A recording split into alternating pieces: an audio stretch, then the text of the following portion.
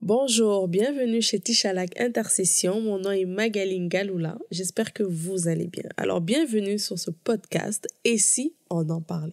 Aujourd'hui, on veut aborder l'épanouissement.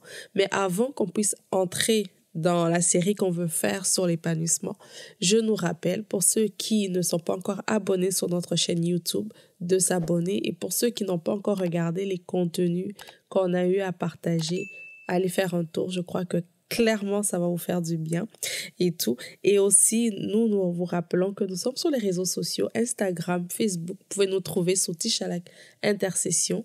Et aussi, on a un site web depuis le début de cette année, www.tichalak-intercession.org, ce qui va vous permettre de découvrir un peu plus notre organisme, qu'est-ce que l'on fait et c'est quoi le but un peu de Tichalak Intercession et surtout pour rester connecté avec nous.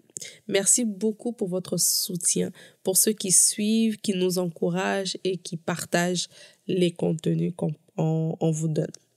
Alors, on rentre sur le premier épisode, l'épanouissement. C'est quoi l'épanouissement?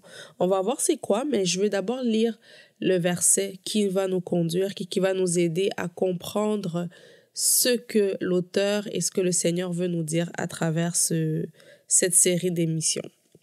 Alors, dans 3 Jean, au verset 1 à 4, l'apôtre Jean écrit à son ami. Je vais lire la version française que j'ai traduite de Message parce que je trouve que ça le rend très bien et ça vient un peu, dans notre contexte, nous aider à comprendre les enjeux de la société dans laquelle qu'on évolue. Donc, c'est pourquoi j'aime beaucoup les nouvelles versions, les versions qui sont un peu plus actualisées parce que je trouve que ça me parle un peu plus pour moi qui suis au 21e siècle. Alors, il dit dans son texte, « Le pasteur, à mon bon ami Gaius, comme je t'aime vraiment, nous sommes les meilleurs des amis, et je prie pour la bonne fortune dans tout ce que vous faites et pour votre bonne santé, que vos affaires quotidiennes prospèrent, ainsi que votre âme. J'étais très heureux quand certains amis sont arrivés et ont apporté la nouvelle que vous persistez à suivre le chemin de la vérité. » Dans d'autres versions, on dit « Mon bien-aimé, je souhaite que tu prospères à tous égards, comme prospère l'état de ton âme. » Et ici, on voit qu'il est content parce que Gaius reste sur le chemin de la vérité. Et je vais donner dans ce premier épisode quelques bases, on va set the table, OK? Pour comprendre et démystifier un peu le jugement qu'il y a quand on parle de la prospérité dans le christianisme. Parce que quand on parle de la prospérité dans le christianisme, automatiquement, on pense que les gens sont... on dit en lingala, oui. C'est comme si, parce que je parle de la prospérité, en fait, je suis en train de voir les biens matériels et c'est tout ce qui m'intéresse. Non. Et on va équilibrer avec l'épanouissement. Parce qu'il dit ici, je souhaite que tu prospères. Donc, c'est une prière que Jean donne à son cher ami. Mais avant d'arriver là, on va parler de l'épanouissement. C'est quoi l'épanouissement et c'est quoi être prospère? L'épanouissement, c'est un développement entier. Quand je parle que je veux m'épanouir dans quelque chose, ça veut dire que je veux me développer dans mon être complet. Et l'épanouissement, c'est l'épanouissement de la beauté. Quand on pense à une chenille qui devient un papillon, on trouve que c'est beau. C'est comme une fleur qui commence à éclore. C'est qu'il y a une beauté qui vient dans l'épanouissement et ça transforme aussi la personnalité d'une personne parce que plus tu es épanoui, plus ta personnalité aussi se développe. Quelques synonymes qu'on peut donner, quand on parle d'épanouissement, on parle de maturité, on parle de plénitude, on parle de confiance en soi. Donc, quand je suis épanouie, j'ai une confiance en moi qui se montre, en fait, qui se voit et tout, et j'opère dans l'excellence. C'est ça l'épanouissement. Être prospère, c'est être dans un état heureux de succès. Donc, ça n'a même pas à voir avec les biens matériels, mais c'est être rentable, ce qui rend heureux. Quand je suis prospère, ça veut dire que je suis heureux. Ça veut dire que je suis dans un succès quotidien et tout. Et dans ce verset, l'auteur émet un souhait, comme j'ai dit tout à l'heure, de prospérité et d'épanouissement, mais pas juste dans un aspect de sa vie, mais à tous égards. Et il a ajouté « et que tu sois en bonne santé ».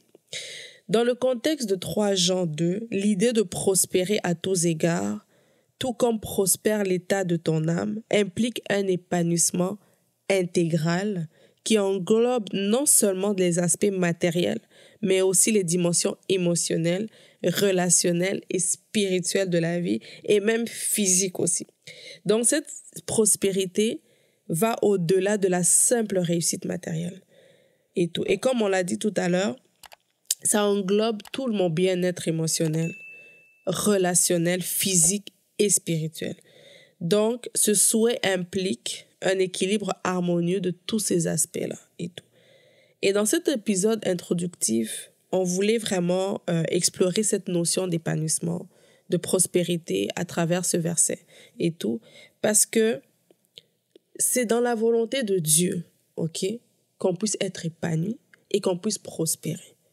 Parce que quand je dis que je m'épanouis, je prospère, c'est que je deviens mature et tout. C'est ça la prospérité, c'est ça l'épanouissement, c'est de devenir mature et de travailler chaque aspect de ma vie pour que cela reflète justement cette prospérité-là et cet épanouissement-là. Dans le Nouveau Testament, Jésus dit « Je suis venu pour que mes brebis aient la vie et qu'elles soient dans l'abondance. » Donc, ça revient à dire que Jésus n'est pas venu à la croix pour que moi, j'ai une mentalité de pauvre. Et quand je dis une mentalité de pauvre, je ne pense pas juste au matériel, je ne pense pas juste à l'argent. Je pense aussi à mon bien-être physique, à mon bien-être mental, émotionnel et à mon bien-être spirituel. Parce que je ne pourrais pas évoluer spirituellement si je ne m'épanouis pas. Donc, tous les aspects de ma vie doivent s'épanouir, doivent avoir, doit avoir une maturité. Je dois être mature physiquement. Qu'est-ce que je veux dire par là? C'est que mon aspect physique doit refléter aussi qu'est-ce que je suis, ma personnalité. Émotionnellement aussi, il faut que émotionnellement, je sois aussi épanouie. Donc, ça implique aussi une certaine guérison de blessures. Ça implique aussi une certaine stabilité dans mes émotions, une certaine gestion dans mes émotions, ce qui va automatiquement impacter aussi mon épanouissement spirituel. Et vous l'aurez deviné, on va, au courant des prochains épisodes, vraiment s'attarder sur certains des aspects, entre autres, le bien-être physique. Parce qu'il lui dit, et que tu sois en bonne santé. La bonne santé implique l'aspect physique. Et dans le prochain épisode, on va voir c'est quoi développer une vie qu'on dit saine, en fait, cultiver une vie physique saine et équilibrée. Parce que c'est très important de ne pas enlever ce côté-là, cet aspect-là, pour ma personne. Parce que si physiquement, je ne suis pas en bonne santé, c'est difficile de prospérer parce que comment je vais m'épanouir à faire tout ce que je suis appelée à faire, tout ce que je suis destinée à faire, si physiquement, je ne vais pas bien. Et on va voir aussi le côté émotionnel. Parce qu'il faut aussi un épanouissement émotionnel. Nous sommes une âme qui a besoin d'être guérie, travaillée, traitée, nourrie et tout. Et on verra justement comment développer ça aussi. Et aussi, finalement, bien sûr, on ne peut pas parler de l'épanouissement sans parler de l'épanouissement spirituel, de la croissance spirituelle. Comment justement grandir aussi spirituellement dans cet épanouissement-là. Donc, cet épisode était vraiment très short parce qu'on voulait vraiment juste mettre la table, set the table, comme j'ai dit, et vraiment aller tout de suite déconstruire. Hein? C'est pour ça qu'on a commencé avec la mentalité, pour aller un peu changer les préjugés qu'on a ou bien les attentes des fois qu'on a, parce on nous a peut-être présenté un évangile de la prospérité qui nous semblait comme si on parle que de l'argent, et de l'autre côté on nous a parlé d'un évangile sanctifié, saint, où on doit juste chercher le royaume, on doit juste chercher la prière, les choses de Dieu, mais sans équilibrer le tout. Et on va essayer à travers ces épisodes d'équilibrer ça, d'emmener que oui, je peux être prospère matériellement, physiquement, émotionnellement et être très spirituel, être vraiment sanctifié, être mis à part. Donc, ça conclut un peu cet épisode introductif. N'oubliez pas de vous abonner à notre chaîne YouTube pour ne pas manquer aucun des épisodes qu'on va vouloir vous mettre. Et vous pouvez également nous suivre sur nos réseaux, comme je l'ai dit au début, et tout, pour suivre régulièrement ce qu'on fait, parce qu'il y a certaines activités, certaines choses qu'on fait que sur Instagram, d'autres sur Teams, d'autres sur YouTube, comme vous le voyez. Donc, on essaie d'être un peu partout et de rejoindre le plus grand nombre de personnes. Donc, abonnez-vous partout, suivez-nous partout, parce qu'on n'a pas toujours les mêmes contenus partout. J'espère que cette introduction est venue déjà défaire certains mythes, déconstruire certaines pensées pour que lors des prochains épisodes, qu'on soit ouverte et que soit vraiment réceptive à ce qu'on veut apprendre pendant cette série sur l'épanouissement. Shalom.